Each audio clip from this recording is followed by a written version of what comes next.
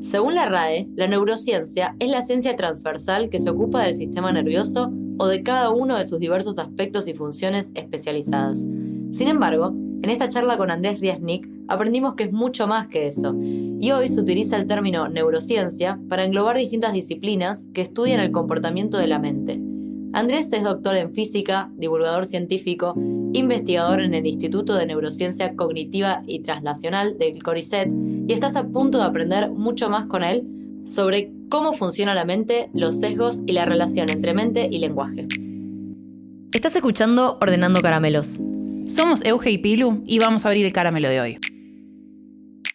Bueno, vamos a hablar de mi tema favorito. Llegó el día. Un tema que me venís hablando, que venimos investigando hace un tiempo, pero no tanto tiempo como Andrés. Bienvenido, Andrés, a Ordenando Caramelos. ¿Qué tal? ¿Cómo están? Muchas gracias. Andrés, que bueno, es un físico, divulgador y especialista en el tema, pero vamos a dejar que se presente él. Así que Andrés, bienvenido y presentate, contanos por qué te llamamos a vos para hablar de neurociencia. ¿Por qué me llaman a mí? Porque son unas aventureras. No, yo doy clases de neurociencia y psicología experimental y ciencia de comportamiento, más generalmente hablando, en la Universidad Torcuato Di Tella, en Argentina. Soy doctor en física, pero en los últimos años, ahora tengo 48, hace por lo menos 15 que me vengo dedicando a temas de el entendimiento de la mente y el comportamiento humano. Formalmente hace 15, porque en realidad desde que soy muy chiquito me encanta leer y estudiar el asunto. De hecho, yo siempre digo que antes de ser físico, de mi carrera académica, yo era ya mago. Yo había estudiado acá con grandes magos argentinos desde los 10 años de edad, de que era chiquito, porque me gustaba la magia. Y en el fondo, sin saberlo, estaba estudiando las cosas que hoy en día sigo estudiando, porque la magia es el arte del engaño y para poder engañar a la mente tenés que entenderla. Entonces, en toda esa literatura que yo leía de muy chiquito sobre magia, sobre mente, yo ya estaba abordando el estudio del comportamiento humano y de la mente en general. Y entonces, después cuando me dediqué más profesionalmente, creo que eso me abrió un montón de puertas y me permitió profundizar en algunas cosas que no son tan sabidas dentro de la neurociencia. Y siempre también fui un apasionado de la comunicación. Siempre leí mucho a Carl Sagan o a los grandes autores. Cuando yo era adolescente se había publicado, bueno, antes de la adolescencia, cuando era preadolescente se publicó La breve historia del tiempo de Stephen Hawking, por ejemplo. Un libro que me marcó en la adolescencia. Y después de chiquito siempre prefería ver documentales a dibujitos animados. O sea, se ve que había algo muy nerd dentro de mí ya casi de nacimiento. Y eso me fue llevando al estudio del comportamiento humano. ¿Qué es exactamente la neurociencia? La neurociencia, para ser rigurosos, es el estudio del sistema nervioso, de las neuronas. Nosotros lo que hacemos en investigación, acá en el Laboratorio de Neurociencias, es sobre todo neurociencias cognitivas, que no es tanto la fisiología de la neurona, los neurotransmisores o las sinapsis, sino la relación entre el cerebro y la mente, entre la memoria, los pensamientos. Nos interesa más eso. Lo que ha pasado también particularmente en Argentina, pero en algunos otros lugares en España tengo entendido que un poco también, es que se le dice neurociencia a lo que debería llamarse ciencias cognitivas o psicología experimental, como que se engloba dentro de neurociencia un montón de cosas que en rigor no son neurociencias. Creo que históricamente tiene que ver con que la psicología estaba muy dominada por el psicoanálisis, ahora menos, y entonces cuando empezó a llegar la neurociencia cognitiva, la ciencia de comportamiento, la psicología experimental, para no pelearse con los psicoanalistas, se le puso otro nombre, para no andar diciendo, es psicología o no, cuál es la diferencia con el psicoanálisis. Y como esa pelea preferimos en principio evitarla, terminamos diciendo neurociencia. Pero en rigor, neurociencia es el estudio de la neurona a nivel fisiológico. Claro. Lo que hacemos es más psicología experimental, comportamiento, en todo caso, neurociencias cognitivas. De hecho, la ciencia del comportamiento se divide en 3 grandes ramas, que es neurociencia cognitiva, esto que decía, el estudio de la relación entre la mente y el cerebro, el sistema nervioso o el cuerpo más en general,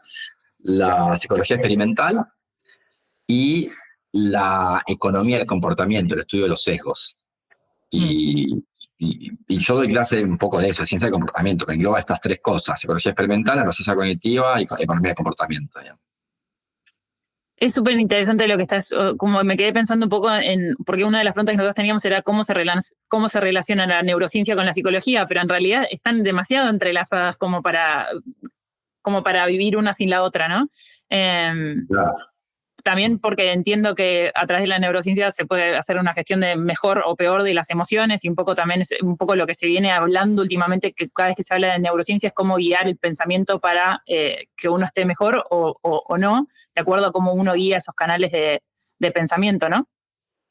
Sí, igual eso es más psicología experimental que neurociencia, pero de nuevo, como se le dice a todo a la psicología experimental, también se la termina llamando neurociencia, se le asocia mucho a la neurociencia, pero la verdad es que por ejemplo, todos los experimentos que muestran las ventajas de la meditación para el manejo emocional no son experimentos que analizan el cerebro o las neuronas, son experimentos donde hay un grupo de control, una intervención, un pretest, un post-test, y se ve si hay una diferencia entre el grupo que sufrió la intervención y el que tuvo algún control comparable, placebo. Entonces, no deja de ser psicología experimental. De todas formas, es verdad que después se intenta entender por qué funciona lo que funciona. Análogamente, cuando un medicamento funciona, se hace un estudio de fase 3 con humanos, hay un grupo placebo, un grupo control, y después se trata de entender lo que se llama mecanismos de acción, el camino biológico y molecular por el cual el medicamento funciona. Pero la prueba es si funciona o no funciona. Después de hecho, muchos medicamentos no se sabe por qué funcionan, pero se sabe que funcionan. En educación, en manejo emocional, pasa un poco lo mismo. Hay que ver qué intervenciones funcionan y medir eso. Después, una vez que sabés que funcionan, por ejemplo, podés estudiar los mecanismos y eso te ayuda a pensar nuevas intervenciones y nuevas cosas. Pero un ejemplo claro es, volviendo, está la meditación. Hoy en día sabemos por qué en muchos casos sirve para el manejo de la ansiedad, que tiene que ver con que la ansiedad tiene que ver con una sobreestimulación de la amígdala y la meditación logra desactivar la amígdala. Entonces conocemos después los mecanismos biológicos por el cual funciona lo que funciona. Otro ejemplo es el de la dislexia. Yo soy una persona con dislexia, por ejemplo. Me costó mucho, a pesar de un desarrollo cognitivo típico, aprender a leer y escribir. Y el 75%, grosso modo, de los chicos y chicas que tienen dislexia por una dificultad en el procesamiento de los sonidos, en la diferenciación de los sonidos del habla. ¿No? Vos para aprender a leer y escribir, lo primero que tenés que hacer es darte cuenta que para poder hablar, lo que haces instintivamente, lo que estás haciendo es combinar ciertos sonidos, nosotros decimos fonemas, para formar palabras y después oraciones. Tenés que concientizar cuáles son esos sonidos para poder después también entender que hay una correspondencia entre los sonidos y diferentes letras, ¿no? Y ahí está el proceso de alfabetización. Cuando te cuesta diferenciar los sonidos, te cuesta alfabetizarte. Eso se haya medido ya. Yo, de hecho, hasta el día de hoy tengo dificultades en distinguir la T y la D, dos sonidos que a mí me resultan muy similares y todo el tiempo me los confundo. Y hoy en día, después con neuroimágenes, se vio que la parte del cerebro que procesa sonidos en chicos y chicas con dislexia está desorganizada, tiene un desarrollo atípico.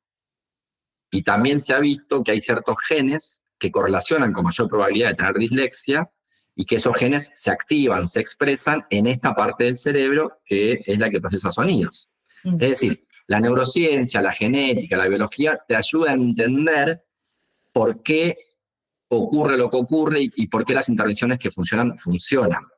Y es más, hoy en día, gracias a que entendemos esto de que el mecanismo causal de la dislexia está en buena medida entendido, podemos ya empezar a identificar grupos de riesgo desde el nacimiento, viendo qué personas tienen muchos genes que correlacionan con mayor probabilidad de desarrollar dislexia.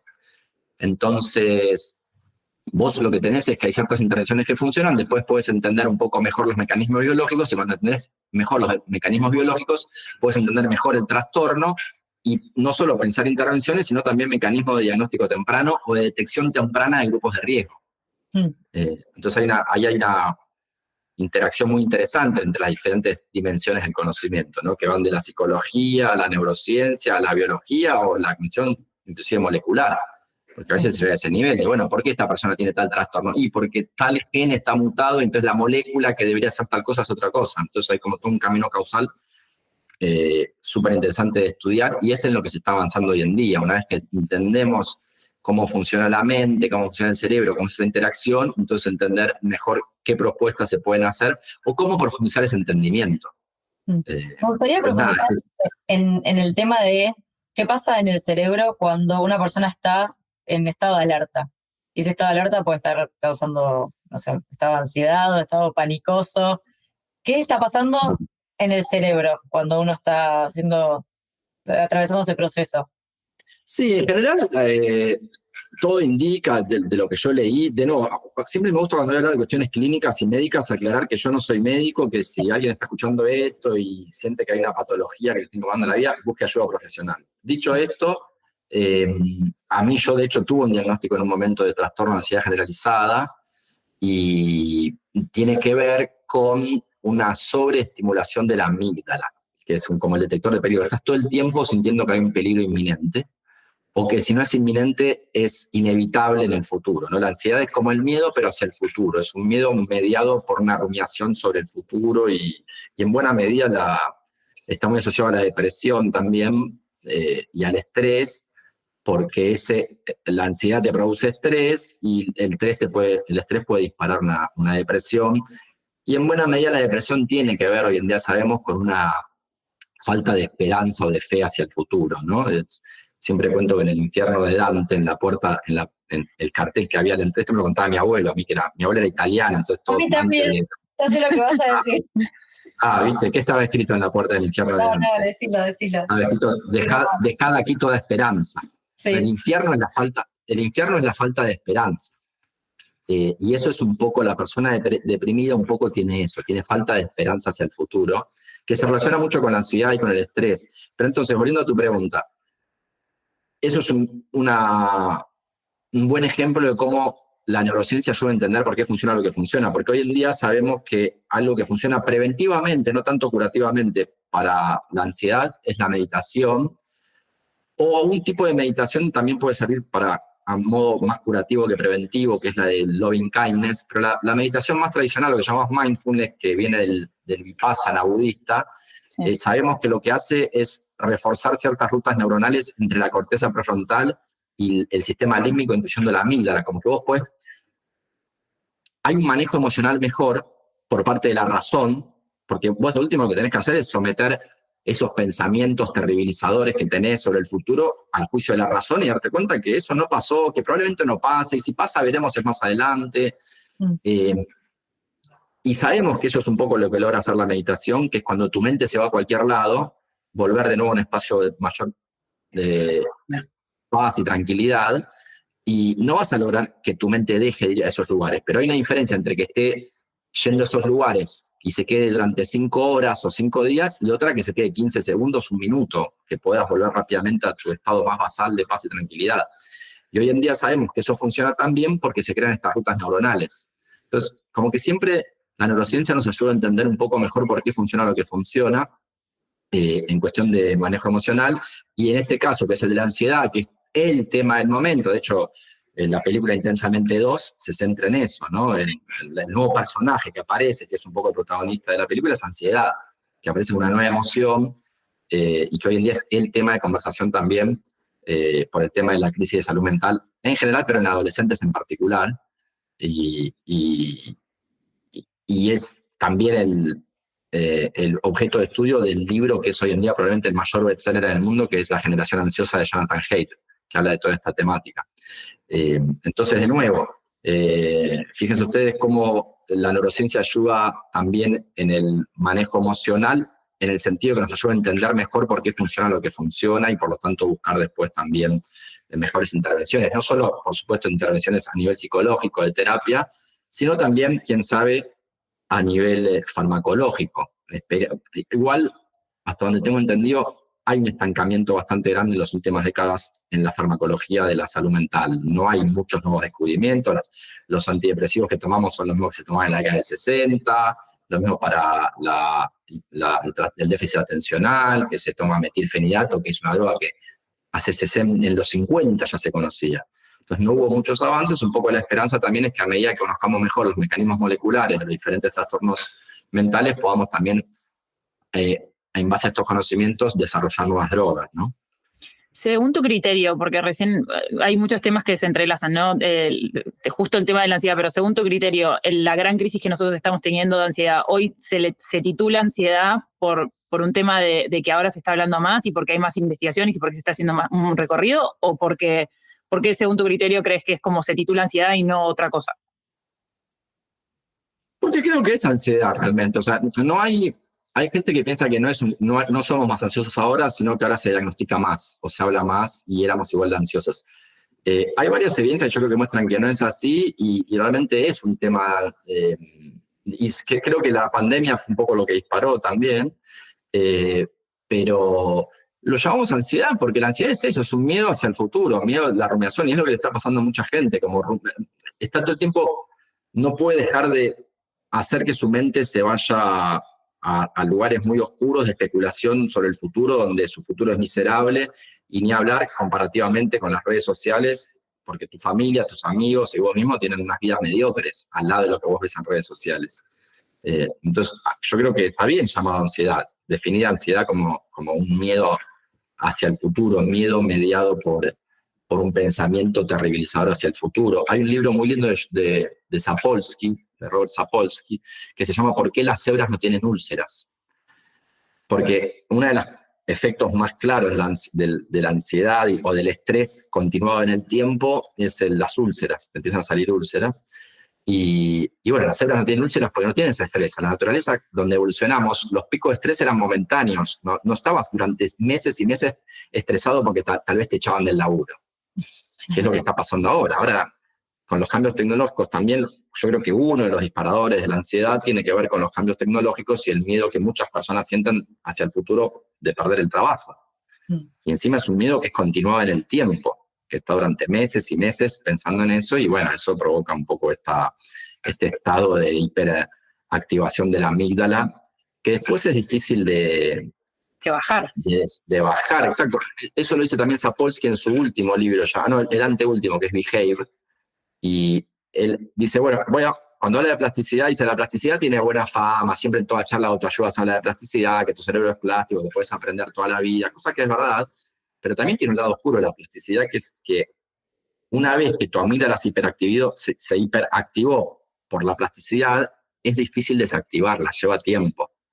Entonces, están los dos costados. El cerebro es plástico y está buenísimo porque nos permite aprender toda la vida, pero también tiene la dificultad de que una vez que hay cierto comportamiento aprendido, cierto asociación refleja, condicionamiento clásico entre un estímulo y un miedo que se te produce, es difícil desactivarlo. Y más allá de la meditación, ¿existe la manera de, podemos realmente entrenar a nuestro cerebro para pensar distinto y no entrar en pensamientos espiralados, o es súper difícil de controlar y te dura 2 días y vuelves adelante? Sí, a ver, hay un montón de investigaciones en psicología que están haciendo que me parece súper interesantes, muchas terapias asociadas a las ciencias cognitivas y conductuales, creo que pueden servir. Dentro de eso está la meditación, y yo creo que hay una rama ahora bastante importante que se está abriendo, que es los estudios de terapias asistidas por psicodélicos. Yo cuando hace poco tuve que dar una clase sobre esto y hablé de esas 3, de lo que yo conozco, las 3 intervenciones más exitosas tienen que ver con eso, con TCC, terapias cognitivo-conductuales en sus diversas formas y colores y sabores, que uno tiene que encontrar un poco qué le hace bien. Hasta en un punto, si querés, ojo, o sea, vos sabés que yo no creo nada de astrología y creo que el psicoanálisis es una ciencia muy floja de papeles, pero si te hace bien, adelante también, qué sé yo, es como o creer en Dios. Yo no creo en Dios, pero hay gente a la que entrar a una religión, las religiones son en un punto sabiduría milenaria en muchas cosas para poder enfrentar los problemas de la vida. Hoy en día hablamos de meditación de loving kindness, meditación compasiva, donde tratás de agradecer tu situación y la gente querida. Bueno, un poco las religiones lo hacían, cada vez que vas a cenar y le agradeces a Dios por ese momento, estás un poco haciendo una meditación de loving kindness. Entonces creo que hay también estas cuestiones además de la psicología más basada en evidencia y ciencia, muchos tenemos o tienen que encontrar qué es lo que le hace bien y seguir un poco ese camino. Entonces tenés como meditación más tradicional, terapias cognitivo-conductuales o terapias en general que a vos te puedan servir, y después estas terapias asistidas por psicodélicos, que yo creo que son un poco la gran revolución que se viene en salud mental. Recién acabo de ver un artículo en Vice, un medio norteamericano muy conocido, de un estudio muy bien hecho, controlado y doble ciego, con médicos en situación de mucho estrés, y con psilocibina, que es el principio activo de los hongos psicodélico, y con una sola dosis, y después y otra fármaco de control, y se vio unos muy buenos resultados con la psilocibina. Entonces también me parece que por ese lado puede haber muchos descubrimientos en los próximos años. De hecho, el Estado de California acaba de invertir $5.000 millones en investigaciones sobre terapias asistidas por psicodélicos, ¿no? Habrá que ver qué pasa y ojalá que no haya un backlash como hubo en los 70, que cuando estas drogas salieron de los laboratorios se fueron al hipismo y a la joda y a la fiesta, se prohibió todo, siempre el péndulo, ¿viste? Como que o todo o nada, y espero que ese péndulo se mueva hacia algo un poco más sabio,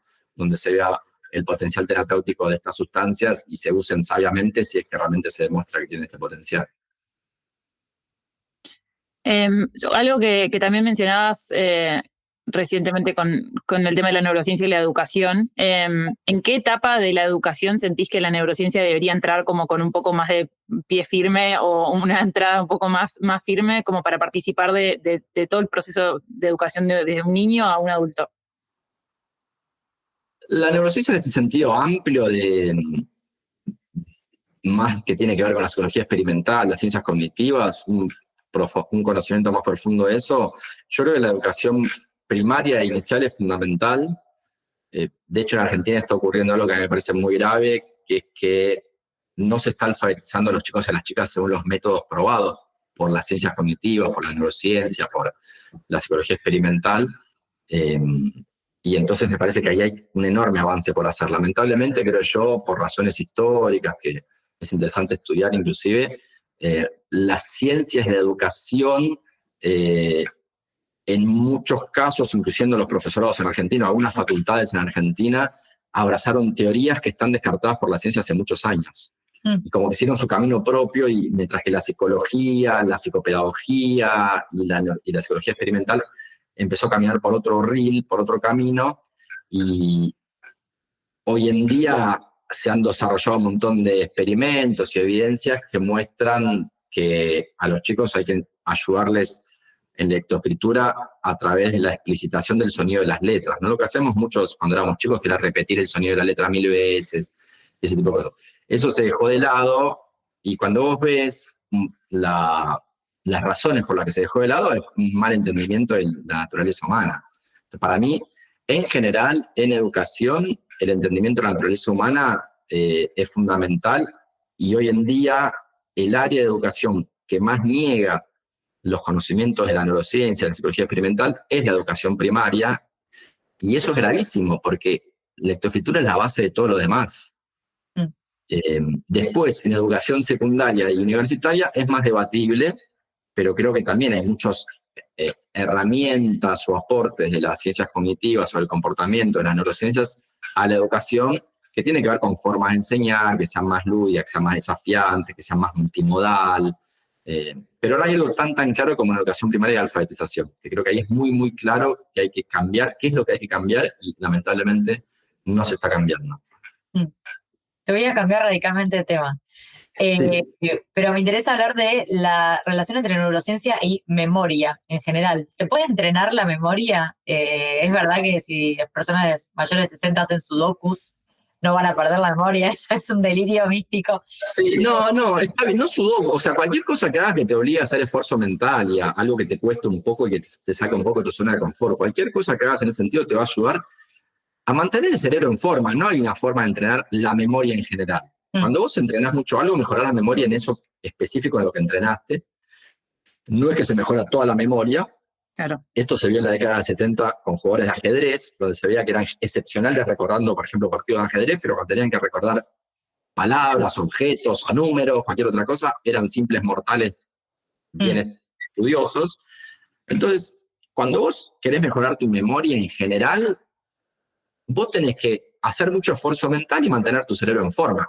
De hecho, lo mejor que puedes hacer si sos una persona sedentaria para tu memoria no son ejercicios cognitivos, es ejercicio físico. O sea, lo que le hace bien al corazón hace bien al cerebro. O sea, y para mantener la memoria en buen estado, lo mejor posible, es primero que nada mantener tu físico en buen estado, porque el cerebro es físico.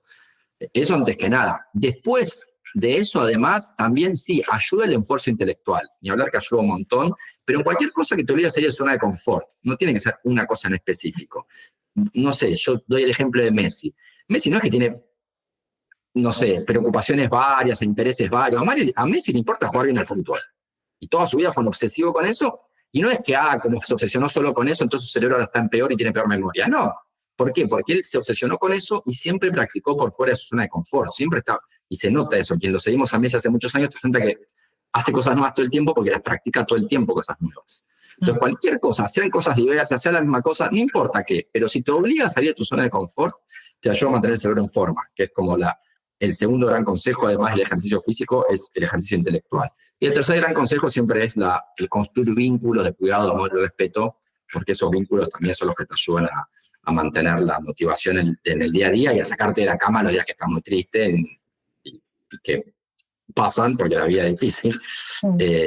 Entonces, como el tercer gran pilar del tema de la memoria es y después, nada, lo específico. Y después hay técnicas. Sí, yo hago muchas demostraciones en medios, en algunos espectáculos o en las charlas que doy.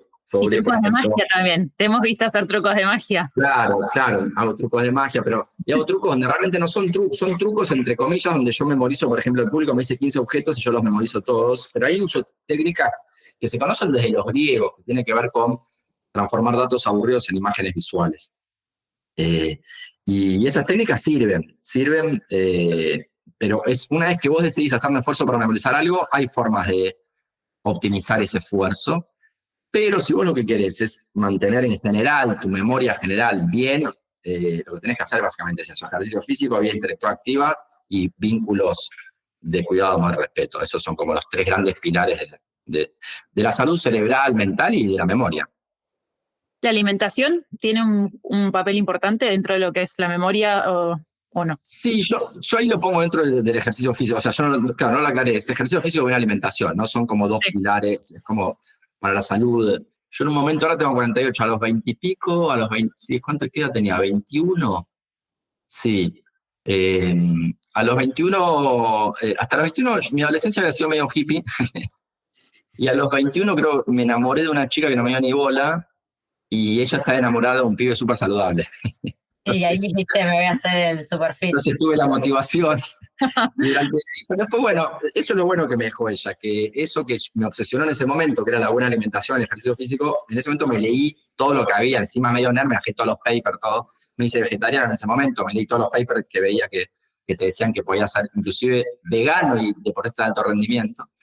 Y entonces cambié mi alimentación, mis ejercicios físicos, y bueno, después la chica esta fue, viste, la vida, uno se desenamora muchas veces, pero me dejó eso y la verdad que lo conservé toda la vida hasta el día de hoy y soy consciente de dos cosas. Primero, la importancia del ejercicio físico y la buena alimentación. Y segundo, que las modas, mira, cuando yo me hice hace casi 30 años atrás, que yo me leí todo esto, vos lees hoy en día las cosas de hoy y no cambió nada. Se sabe qué es lo que hay que hacer. Lo que pasa es que hay que hacerlo. O sea, pero básicamente un poco de ejercicio físico anaeróbico de fuerza, un poquito de ejercicio aeróbico, sí. Aeróbico si es con altos intervalos de intensidad mejor.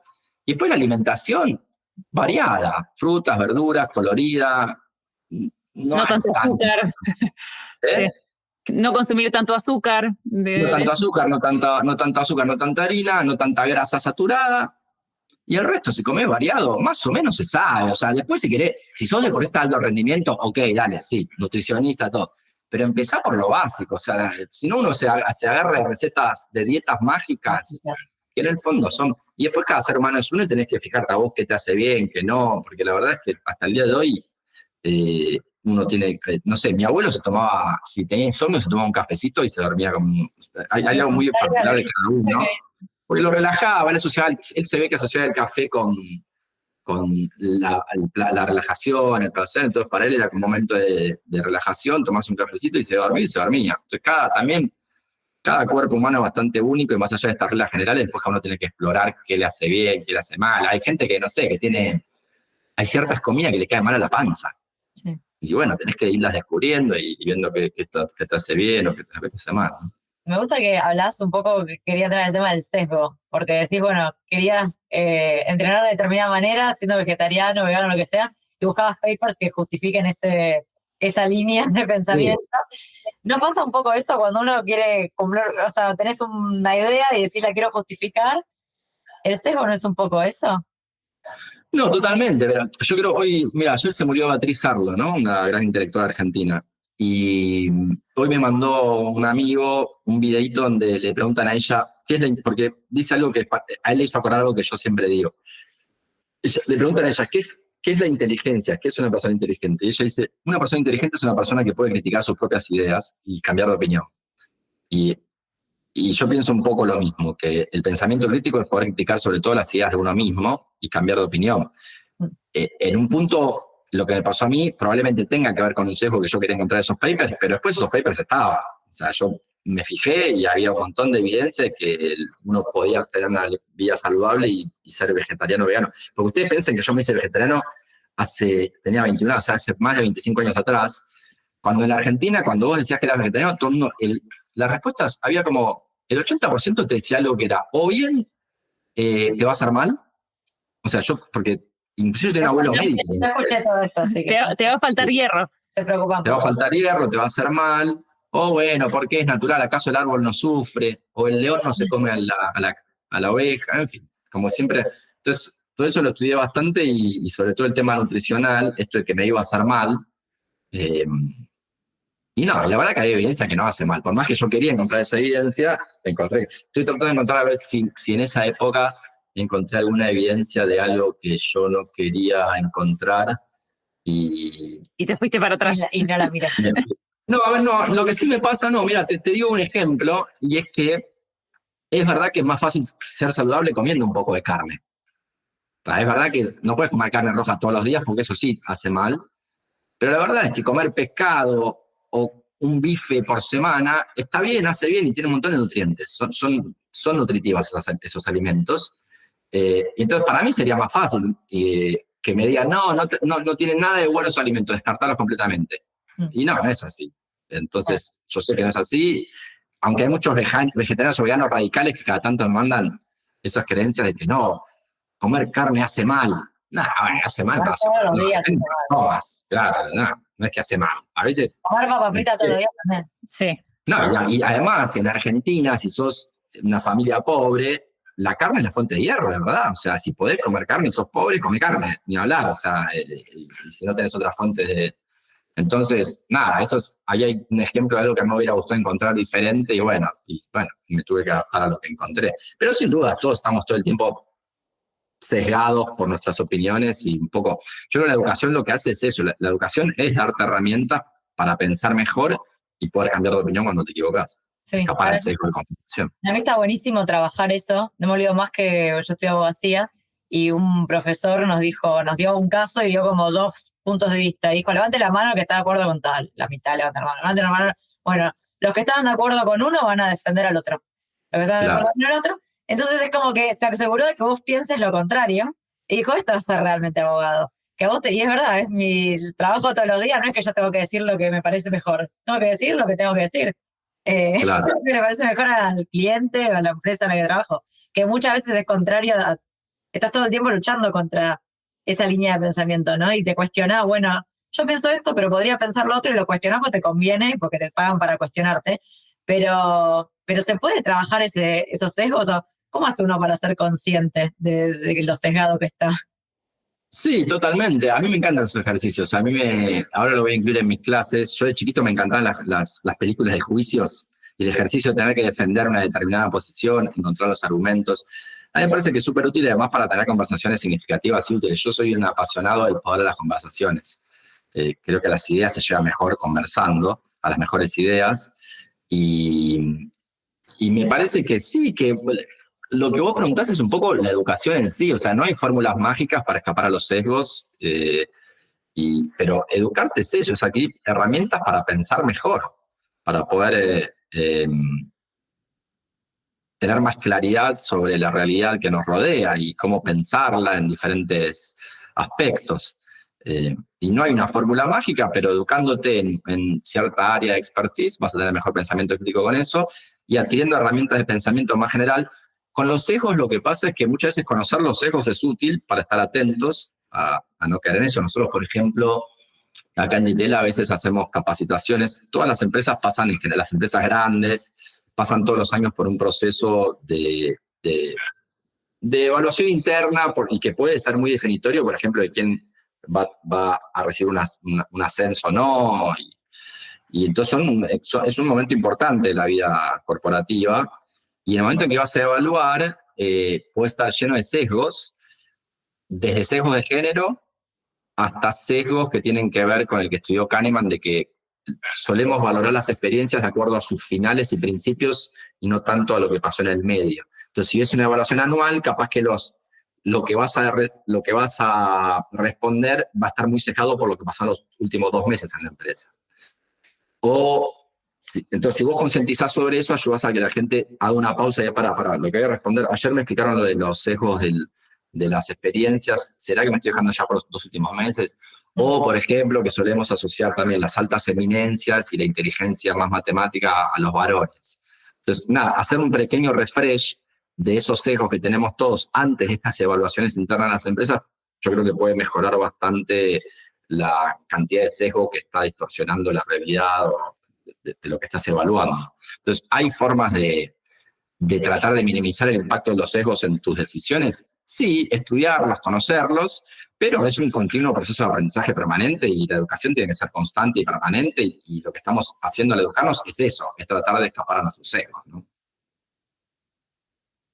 Ir poniendo como mini frenos cuando uno ya está como demasiado... Es difícil igual.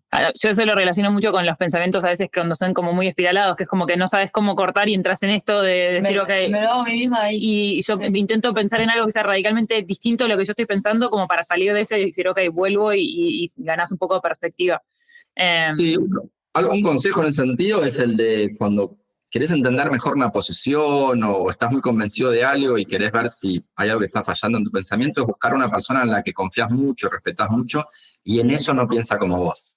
No buscar a alguien que es completamente diferente a vos, porque te hace indignar más, pero buscar alguna amiga, una persona que quieras, de cuyas buenas intenciones no dudes y preguntarle por qué en eso en específico piensa diferente a vos.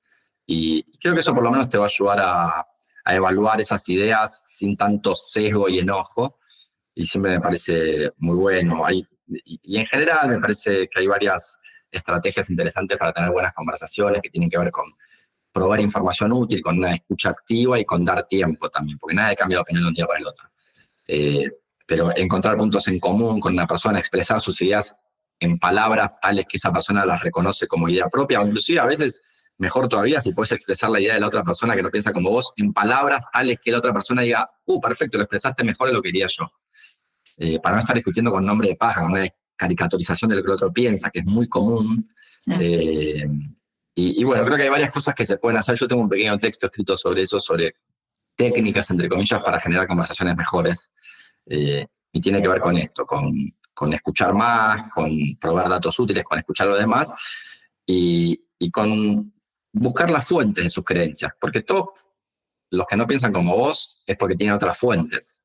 Las que tenés vos, confían en otras fuentes, pero generalmente sus pensamientos son consistentes con lo que escuchan de esas fuentes. Entonces, entender cuáles son las fuentes, proveer información sobre cuáles son tus fuentes, y hay una pregunta medio clave en todo esto que apareció en los últimos años, emergió en varios estudios que me parecen interesantes, que es la pregunta de si hay alguna evidencia que te haría cambiar de opinión.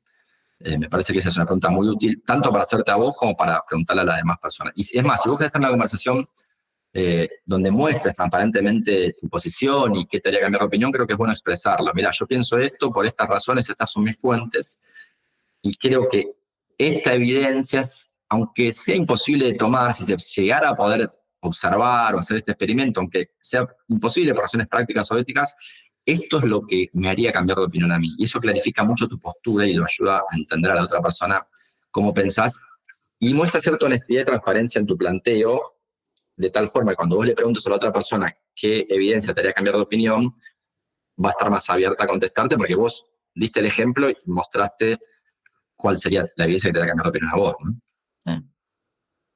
Sí. ¿Las palabras crees que crean realidades? Deciste que hay mucho de eso. Sí, a mí, sí, yo soy bastante escéptico. Puede haber cierta influencia, pero hay una visión extrema de eso de un antropólogo, apellido Wolf, lo que era que popularizó la idea de que los esquimales tienen muchas palabras para el blanco. Pero no es que los esquimales pueden ver, como tienen las palabras, pueden ver diferentes tonos de blanco. Es lo contrario.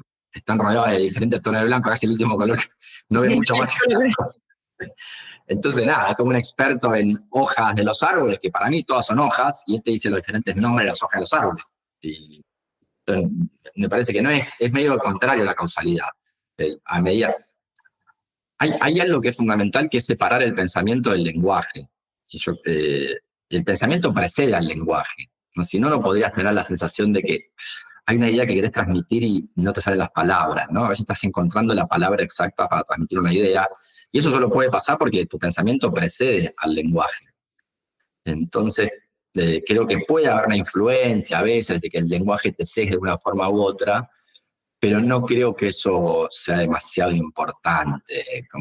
Por eso me pasa con el lenguaje inclusivo, que me parece bien, que quiero usarlo, que lo use, pero tampoco es que somos machistas porque tenemos un lenguaje donde el sustantivo genérico es el masculino. No, puede haber un montón de ejemplos, sociedades que sin usar lenguaje inclusivo avanzaron mucho en el derecho de las mujeres, y un montón de otros ejemplos, sociedades con lenguaje inclusivo que no se avanzó nada. Entonces, siento que a veces le damos más importancia de la que tiene, la capacidad del lenguaje de moldear nuestros pensamientos. El lenguaje yo creo que es apenas un sistema de comunicación que permite, en este momento que yo estoy expresando una idea, y en el fondo está pasando algo milagroso con las personas que me están escuchando, por ejemplo, que es que yo tengo un cierto patrón de activación neuronal que a través de sonidos que salen de mi boca logro reproducir en la mente de otras personas, en el cerebro de otras personas, un patrón isomorfo, similar al mío, que representa una idea en el fondo. Estoy transmitiendo ideas que son patrones de activación neuronal a través de un mecanismo milagroso del que conocemos muy poco, que es el lenguaje. Yo tengo la idea y la transmito a través de un lenguaje, pero el mecanismo por el cual mi idea se transforma en lenguaje es absolutamente misterioso. Yo no tengo idea de cuál es la próxima palabra que va a salir de mi boca. No sabía que esta era la próxima palabra, ni esta, ni esta, ni esta, ni esta.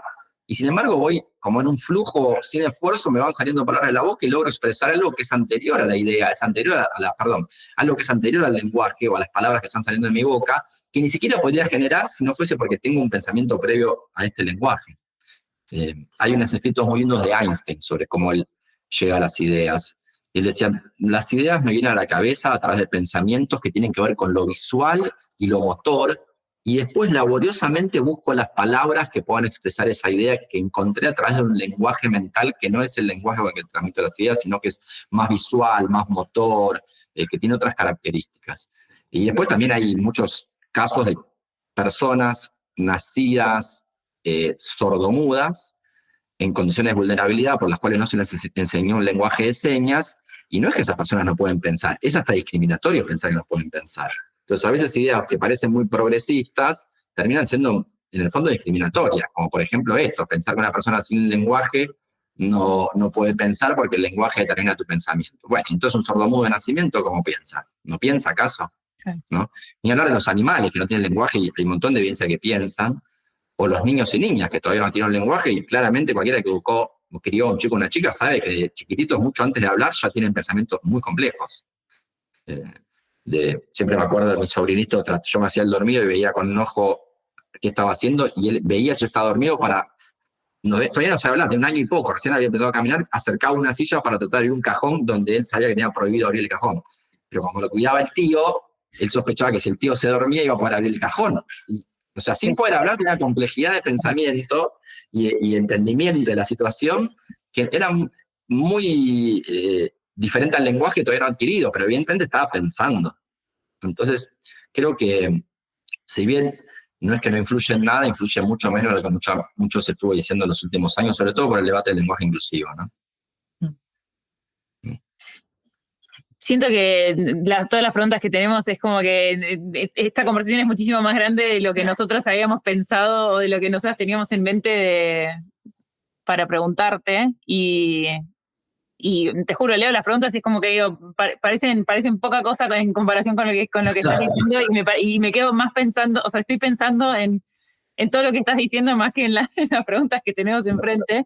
A mí me gustaría cerrar un poco con, las emociones. Hablamos de las palabras, ¿no? Pero ¿qué pasa con las emociones y las conexiones neuronales?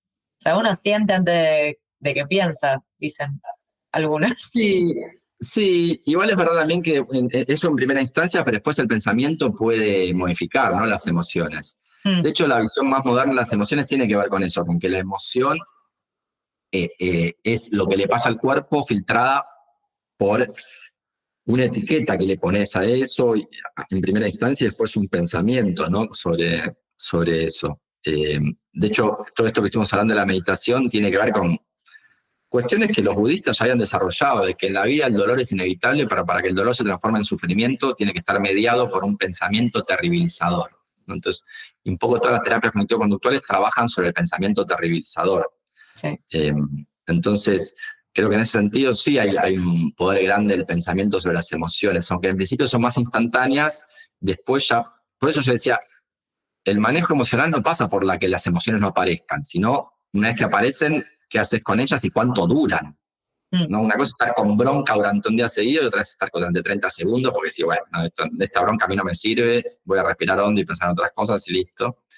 Y pienso que ahí hay esa interacción interesante entre emociones y pensamiento, que no es igual al lenguaje, nuevo. El lenguaje puede ayudar, pero sobre todo la interacción entre emociones y pensamientos, cómo pensás lo que le pasa a tu cuerpo. Porque las emociones históricamente, desde William James, que en 1890 publicó un libro llamado Principios de Psicología, que es como el libro fundacional de la psicología científica, él tenía esta idea de que las emociones eran lo que le pasaba a tu cuerpo, ¿no? Y hoy en día se tiene una visión un poco más sofisticada que tiene que ver con qué es lo que le pasa a tu cuerpo más la etiqueta que le pones a eso que le pasa a tu cuerpo. Y eso es lo que genera un poco la emoción. Y de hecho, casi todo lo que hoy en día hay de manejo emocional tiene que ver con trabajar esto, ¿no? Sobre cómo manejas lo que le pasa a tu cuerpo, cómo tus pensamientos pueden o no modificar lo que le pasa al cuerpo, ¿no? Creo que vamos por ese lado. ¿Cómo te imaginas el futuro de la neurociencia? El futuro de la neurociencia. Me imagino que va a haber mucho avance por dos lados.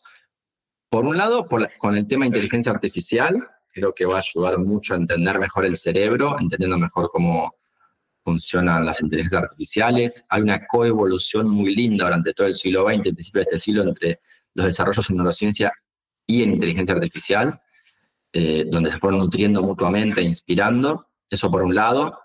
Y por otro lado, yo creo que se ve una gran explosión también de descubrimientos en cuestiones genéticas que tienen que ver con la neurociencia. Porque nuestro cerebro tiene una complejidad estructural innata y esa complejidad está codificada en los genes, que logran, a través de una interacción típica con el medio, generar un cerebro fuertemente estructurado para, cuando nacemos, adquirir ciertos aprendizajes y procesar cierta información de forma muy específica para poder sobrevivir y reproducirnos. Y en eso hay muchos descubrimientos. Yo les conté, por ejemplo, de cómo los genes que correlacionan con dislexia se expresan, se activan en la parte del cerebro que procesa sonidos, ¿no? Pero también hoy en día, por ejemplo, hay muchos experimentos con autismo o esquizofrenia, también, de cuáles son los genes que correlacionan con autismo o esquizofrenia y cómo esos genes, muchos tienen que ver con cómo las neuronas, durante el desarrollo embrionario del cerebro en el feto, cómo las neuronas se forman y migran, porque durante el desarrollo embrionario hay algo muy interesante, que es las neuronas se crean en una parte del cerebro, pero después como que se mueven y migran hacia otras partes del cerebro hasta que se establecen en un lugar donde van a quedar. Y muchos genes correlacionados con el autismo se vio que están asociados a la regulación de la migración neuronal en el feto. O sea que parece haber algo que tiene que ver con que está fallando un poco ese movimiento de la neurona en el feto para llegar al lugar al que tiene que llegar en condiciones de desarrollo típica, ¿no? Y me parece que eso va a dar una enorme evolución en ese sentido, porque es mucho más fácil medir el cerebro humano en tiempo real mientras piensa o hace cosas. Es posible hoy en día, y eso es una gran revolución que hubo en la segunda mitad del siglo XX, pero son técnicas muy limitadas. Resonancia magnética funcional o electroencefalografía tienen mala resolución temporal, espacial. No, está bien para ciertas cosas, pero después cuando entras a hilar fino tiene muchas limitaciones. Lo que va a avanzar mucho, creo yo, es el entendimiento de cómo los genes estructuran o regulan la formación cerebral, y en base a eso, sabiendo qué genes correlacionan con diferentes trastornos, estudiando en dónde se expresan esos genes, empezar a descubrir cuáles son los circuitos neuronales relevantes para esos trastornos, ¿no? Entonces, es como porque la genética es muy barata hoy en día también.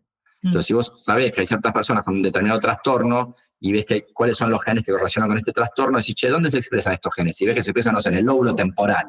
Y dices, entonces hay que llegar al lóbulo temporal. Y empezás a estudiar mejor esa parte del cerebro asociada a ese trastorno. Entonces creo que ahí también, como que mi segunda respuesta, además de la inteligencia artificial, sería cómo los genes interactúan con el ambiente para generar la estructura cerebral que en última instancia determina nuestro comportamiento. Andrés, ¿cuál es tu último caramelo o conclusión que te gustaría compartir con la sociedad toda? Mi último caramelo, a ver, justo estoy terminando de leer un libro que me viene fascinando mucho de una filósofa norteamericana, Rebecca Goldstein, que tiene un libro llamado Platón en Googleplex, que ella es especialista en filosofía, pero en griegos en particular, pero ella imagina cómo sería una conversación entre Platón y los ingenieros de Google. Si Platón lo pudiéramos revivir y llevarlo a Googleplex, el headquarter de Google, ¿qué conversaciones tendría? Está buenísimo, tiene esta estructura narrativa muy interesante donde hay capítulos que un capítulo es esto y otro capítulo historia de la filosofía, es decir, va como intercalando capítulos de esta ficción con un poco de historia de la filosofía. Y ella, en el prólogo del libro, en la introducción, no me acuerdo bien en dónde, dice, ¿otro libro sobre los griegos? ¿Ríos de tinta? ¿Hay algo nuevo para decir sobre los griegos? Y ella dice, yo creo que sí. Modestia aparte, yo creo que tengo algo nuevo para decir. Y es lo siguiente, y creo que vale como reflexión en general. Es lo siguiente. Ella cree que el enorme florecimiento del conocimiento que se produjo en Grecia tuvo que ver con algo particular, porque no olvidemos que los griegos no solo desarrollaron la matemática, la lógica, la ciencia, la democracia y la filosofía, que prácticamente la inventaron, sino que también en Grecia estuvieron los grandes, se inventó el teatro. Antes de Grecia no había teatro como lo conocemos hoy, y están Sófocles, Esquilo y Eurípides, los grandes autores de las tragedias griegas, en esa misma época. Y ella dice, ¿hay algo que pueda explicar este enorme florecimiento? Una explicación un poco más simple. Y ella dice, yo creo que sí, y es lo siguiente. Ella dice, entre los siglos 8 y 2 antes de Cristo, lo que muchos historiadores llaman la era axial, después de cientos de miles de años de evolución humana, pasó algo medio milagroso que tiene que ver con la explosión de la agricultura. Y en todos los pueblos donde había alta ingesta calórica por habitante, en diferentes partes del mundo, empiezan a cristalizarse ciertas tradiciones orales en forma escrita, y son todas tradiciones que intentan responder a la pregunta de qué es una vida que vale la pena ser vivida. Entonces, por ejemplo, es la época en la que está Buda en la India, en la que está Confucio en China, en la que está Zaratustra en Persia. Es la época en que surgen los primeros escritos que después van a dar origen a la Torá, el libro sagrado de los judíos, que después va a integrar el Antiguo Testamento, y después el Corán. O sea, después de cientos de miles de años de evolución, de repente en unos pocos siglos explota en todo el mundo toda una literatura y escritos tratando de responder a la pregunta de qué es una vida que vale la pena ser vivida. Y todas estas tradiciones expresan la respuesta a esta pregunta en términos de una vida de observación de la moral y la justicia, ¿no? Con diferentes matices, pero tiene que ver con eso.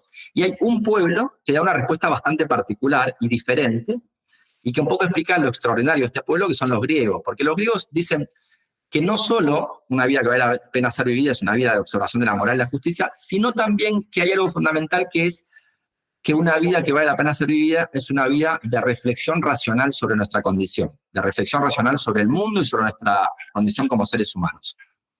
De hecho, cuenta Rebecca Goldstein, cuando Sócrates acepta su propia muerte, porque a Sócrates le dijeron, mirá, vos desafiaste a los dioses de la ciudad, fuiste un blasfemo, pero arrepentite y no pasa nada. Como le dijeron a Galileo 1500 años después, digamos. Dije, arrepentite. Y él, bueno, se arrepintió, aunque dicen que por lo bajo dijo, el Pur se mueve, igual la tierra se mueve, en fin. Pero bueno, para que no lo maten, se arrepintió. Lo extraordinario de Sócrates, en buena medida, es que él no quiso arrepentirse. Él dijo, prefiero morir a tener que renegar de mis razonamientos y de mi visión del mundo. Inclusive, como él creía que tal vez había vida después de la muerte, dice, yo tal vez después pueda seguir conversando con otros filósofos y pensadores escépticos.